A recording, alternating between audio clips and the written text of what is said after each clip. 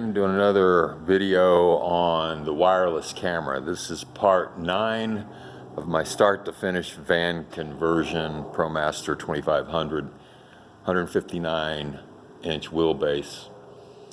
I'm going to talk about installation of this wireless camera, rear view camera that I have here.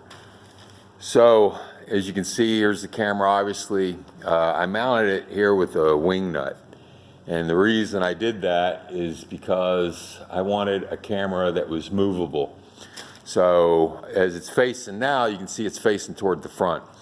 The reason it's facing toward the front is because when I installed the fan, the solar panels, spotlights, I wanted to make sure nothing was moving around. Wires were secure, all the panels looked secure, nothing was going on funky up top. So I can drive down, I can check that. If you ever had to mount something up here, you're kind of worried about how it reacts as you're driving down the road, you could always swivel the camera around and see it. Or you could loosen it and you can face it toward the back and see, as you're driving down the road, see what's going on behind you. Or if you're camping, you want security, or you just want to see a nice sunset, swivel it off east, northeast, south, or west, and you have that flexibility. You also have an option if you wanted to leave a little extra room on the cord. You could move the camera from one side to the other, pre-drill a hole. For right now, I like it just on this side. There's good visibility for it. Only one negative thing about these cameras, and I tried to look, this has those backup lines, the yellow, green, and red backup lines. I couldn't find a camera that didn't have those. There are some cameras out there, 3-4 camera systems, but I was thinking there might be a way that you could eliminate those backup lines. Well, I did a search and it doesn't appear you can get rid of those backup lines. It's not like on some of the cameras where you can change the view from left to right, right to left by cutting one of the wires, but this one's not like that. So I'll just have to live with it until I can get another camera. Now they say they're wireless. It's kind of semi-wireless because obviously in a van, you're mounting the camera in the back.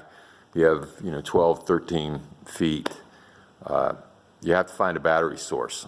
So unless you put a battery right in the back here, you're going to have to find a battery source to it. Now with the camera, I wired this. The camera's wired to an auxiliary battery for my van conversion, and the monitor, which I'll show you here in a minute, is wired to the fuse box to the vehicle battery. So as far as running these, like I said, the instructions aren't that great, but most of them are generally the same. On this particular one, you have a power and you have a video. So on the camera, and really on this particular one, it wasn't very clear. You have a little egg-shaped transmitter which transmits a signal wirelessly to the monitor. It's a little confusing, directions aren't that great. On this one, you have a red and a yellow end to this. A red and a yellow, and then you have your power and your ground that come off of that. So just know that on most of them, how you wire it up and it's a transmitter. Some of them say it, some of them don't. This one didn't. I believe on the monitor it said receiver, which is obviously if it's receiving a signal, it's going to the monitor. Transmitter, it's transmitting a signal. So another issue to be aware of on these wires, I believe the ground and the positive wire is 22 gauge, it's very small. On mine camper, as you saw in the electrical part, I wired this van up with 12 gauge stranded. 12 gauge and 22 gauge don't necessarily get along that well on a cold or a compression fit type fitting. It's very difficult to get them clamped really well. So I soldered them to the 12 gauge and then shrink wrapped them with the black shrink wrap.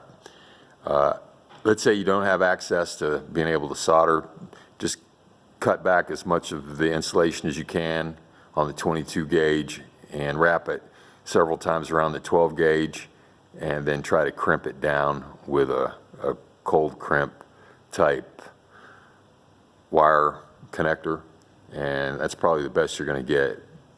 But soldering is the best because of the vibration and things like that. So just make sure you have enough wire and you get a really good fit, and try to shrink wrap it if you can, just because of the vibration of the van. They will come out and you'll get a intermittent signal with it. So let's go to the front and I'll show you how I mounted the monitor. As you can see from back here, you can see the monitor right up there, and the wires, of course, just ran through there and ran it all the way back to the auxiliary battery. Of course, you always want to do a dry fit. Now, the thing about the Promaster, this conversion is a Promaster. I sat probably in this seat for about an hour trying to figure out where am I going to mount this camera. You know, am I going to mount it over here? I didn't really like that because it obstructed the view right here. Do I mount it up here on the roof? I really didn't like that either. Having to take all this down and run the wires, I didn't want to really do that. I didn't want it sticking up there. You know, could I mount it over here? And then it's, you know, it's way out of reach. I couldn't turn it off, anything like that, if it was the light was bothering me on the monitor.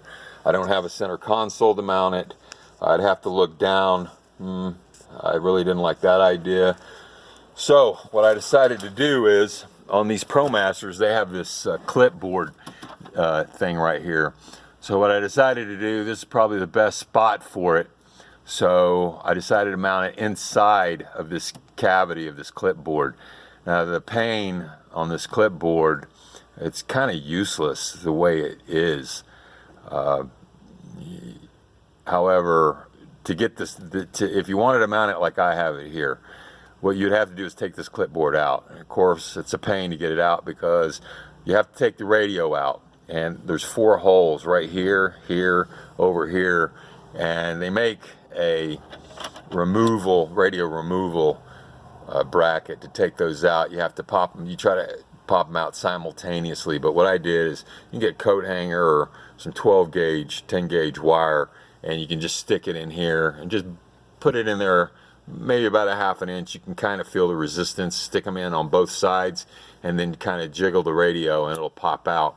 Once the radio pops out, it'll come out pretty far and hang down a little bit. And then there's 2 Torx screws. I believe it's 8mm.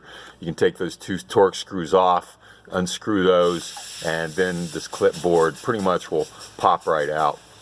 And how I mounted that is, once I got the clipboard out, then you have the base of this camera, get a hole saw, match the hole saw up with the bottom base of this, and it has like a little metal base where these 4 screws are. It comes out that far, and take that metal bracket off, match up the hole saw just a hair bigger than the circumference of this base, and pre-drill a hole so you won't walk when you're sawing it, and it'll go right through it. It's just plastic, cut right through it in 5 seconds.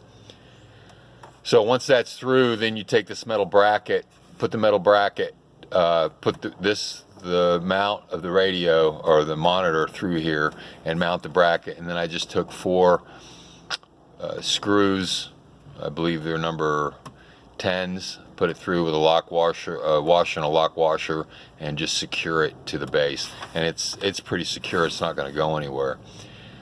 Let's say you wanted to put a cover on this. It'd be really easy to do because you could just unscrew this, unscrew the monitor, put a little slit in the dash cover, and it'll fit right over and give you a nice look. So I really like the way this camera sets up. Another thing I like is they do have a couple articulating screws, kind of flimsy, but they'll work for now, where you can just lower the monitor like that, and as you're driving down the road, it's not in your way or anything such as that. you, so that's that for mounting that. Now, for wiring it, as far as wiring it goes, once you have this out, we'll go ahead and there's a short cord for the monitor, and then they give you a power cord that'll run, and you run to your fuse box. So you can run that down through your dash. I ran it behind here and all the way down over to here, and I'll show you how I got power to it. So once you take it down through your dash, of course you want to clear all this up in here. You want to run the wires as far up in here as you can. Try to secure them, maybe with some zip ties. And as far as the connections, you see there's two. These are two audio connections. And these two audio connections, basically there's two because the camera has the capability of having two cameras to it, but I only have one. So yellow to yellow, male female connection, they go right in there. And then you have your receiver, which I have right up here. What's good things about these receivers is there is a little light that indicates that there's power on. So is the transmitter. I believe the transmitter is a blue light and the receiver is a red light. So you know you have power going to both when you're doing a bench check on it or trying to troubleshoot anything. What I'll do is just take some Velcro and put it right here, and I've already tested it. It gets a good reception just under the dash, and I can just Velcro that right there.